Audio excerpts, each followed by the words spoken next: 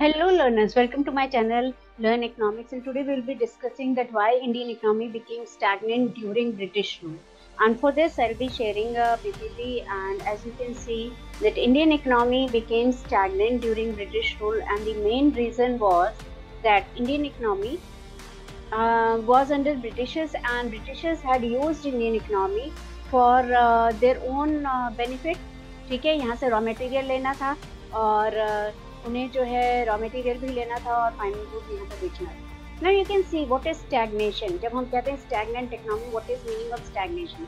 Stagnation is a state of economy when the total output is not increasing.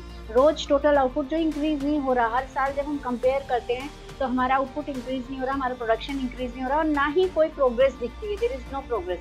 Problems like low production, ठीक है, low income, this is low, actually this is low income, poverty, unemployment exist continuously for a long time. मतलब बहुत लंबे समय तक अगर ना production बढ़ रहा है, ना इनकम बढ़ रही है, पॉवर्टी भी है, अनएम्प्लॉयमेंट भी है, तो हम इसे स्टैग्नेंट इकोनॉमी कहेंगे. It shows no growth and this is basic quality of stagnant economy. Stagnant economy के बेसिक. अब क्या रीजन थे इसके पीछे, ये हमें देखना है कि what was the reason behind this. Like reason था land revenue system, zamindari system था और बहुत ज़्यादा रेवेन्यू लिया जाता था फार्मर्स से, फार्मर्स को एक्सप्लॉइट किया जाता था. They were forced commercialization of agriculture, जबरदस्ती कमर्शियलाइजेशन किया गया. The crops which were not needed by farmers, they were forced to grow those crops. ठीक है, वही क्रॉप उगाने के लिए फोर्स किया जाता है जिससे कि ब्रिटिशर्स को फायदा हो. जैसे आपने इंडिगो वगैरह का सुना होगा.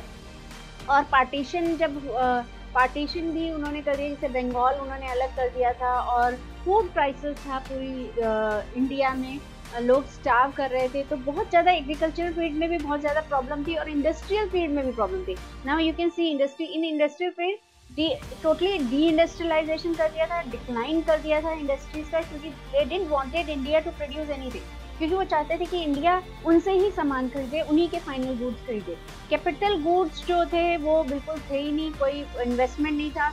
ठीक है, कोई ऑपरेशन, पब्लिक सेक्टर कुछ इस तरह का कुछ था नहीं, क्योंकि पूरा टोटली हमारी इकोनॉमी को उन्होंने कंट्रोल कर रखा था. डिस्क्रिमिनेटरी टैरिफ पॉलिसी, ये हमने कल भी डिस्कस किया था. डिस्क्रिमिनेटरी टैरिफ पॉलिसी में कि उन्होंने अपने गुड्स के लिए अलग टैक्स सिस्टम था और हमारे लिए अलग था, हमारा जरा हैवी था, ताकि लोग अपने देश के सामान ना खरीदें और उनके सामान खरीदें. कंपटीशन था मशीन मेड प्रोडक्ट्स का, क्योंकि उनके गुड्स जो थे मशीन से बने हुए थे, हमारे गुड्स हैंडमेड बने हुए थे. और उन्होंने इंडिया में रेलवे सिस्टम इंट्रोड्यूस किया, लेकिन वहीं पे रेलवे सिस्टम इंट्रोड्यूस ज़्यादा किया जहाँ पे उनको बेनिफिट था.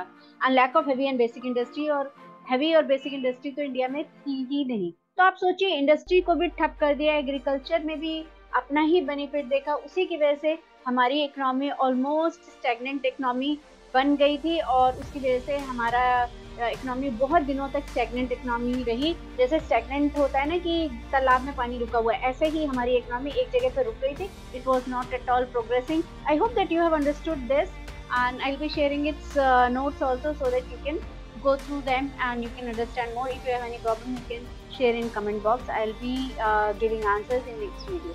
Thanks a lot.